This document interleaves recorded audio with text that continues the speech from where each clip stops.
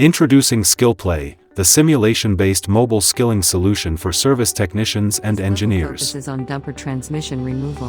What you are seeing are snippets of dumper transmission removal process.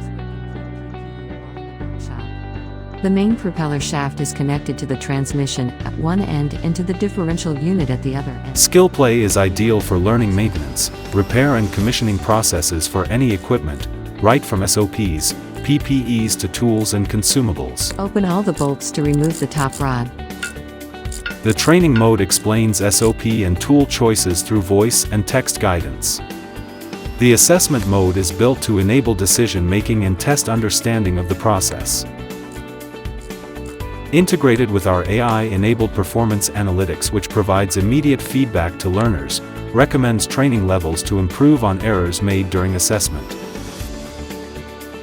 From SOP to fully configured gamified modules plus analytics in as low as 7 days. Deploy seamlessly with cross-platform compatibilities, be it mobile or web.